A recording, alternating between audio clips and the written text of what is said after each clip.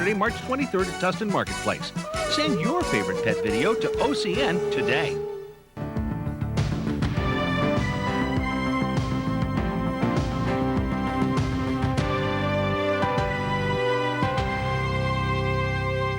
And welcome back to OCN Online. Yes, he has a little hat on. No, he can't see you. You can just see him. We are here with Ginger Licot from the Medieval Times, and she's brought two gorgeous birds on set with her.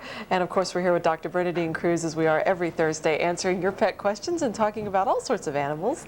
And Ginger, what do you have here, first of all? Well, I have two falcons here. They're both Saker falcons. And the reason why I'm showing you them both together like this, because unlike most other animal species, in birds of prey, the male is smaller. And you can see Bugsy here, the little male with the green hood, is quite a bit smaller than Perrin. Why is that? Just, that's the way it is, okay? Why do you have the hoods on? People are going to say, gee, that must be cruel. They can't see where they are. No, it's kind of like putting blinders on a horse. They're very calm. If they could see where they were going, they might want to fly there. It doesn't hurt them. In fact, I can show you, once I have a hand free, how easily they accept having the hood taken on and off them. Now, people to have birds, you may look at this going, oh, this is just magnificent.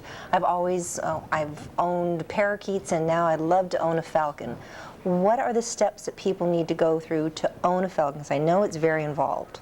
Okay, there are first of all, you must have permits to have birds of prey. It is very illegal to possess a raptor without a permit.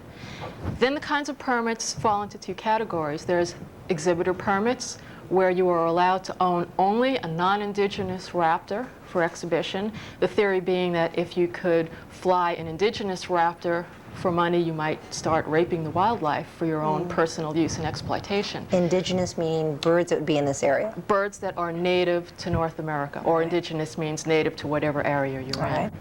Why don't we take a look at some video? Last segment you were telling us that you have a 15-acre ranch out in the desert, that you keep all of these animals. Is that correct? That's correct. Okay, well, I think we have some video of that. We can take a look at that now. And I understand, as we're looking at that, the male's going to go away, right? We're going to... Yeah, so I can have a hand free. And there we go. And this must be a baby tiger who's not trying to eat that macaw that you had. Now, who's this little cat? Oh, that's a baby tiger cub. And her name is Brat, and she is about 11 months old right now. And how did you come by getting a little Brat? Oh, who's this? This is a little wolf cub, and wolves, 100% wolves, it's very interesting about them. They're born only once a year in around May, and no matter how many female wolves you have, only the alpha female will produce cubs, and the rest of the pack will all share in the parenting.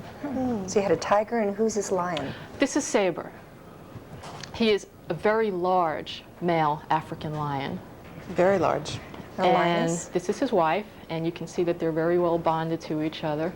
The only reason why they're sticking to the end of the cage is because we're there and they like attention.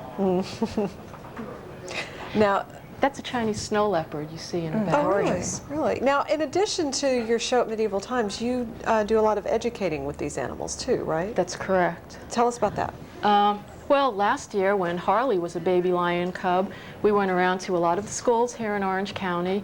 And I would say one of the most beautiful experiences in my life it was the time when The Lion King just came out, and we went to a special education class for the visually impaired. And they had never really seen a lion, because even the partially sighted children couldn't see that distance in a zoo. And they thought that people made up lions. There were no such thing. And we brought Harley in there, and the children got a chance to play with him and touch him and pet him. And it was just really amazing. These children are really beautiful, and they wrote me some beautiful letters in Braille, which a teacher translated, and it was just wonderful. What animals do you take with you besides Harley? Well, whatever cubs we have at the time, lynx, lion, tiger, birds, wolves.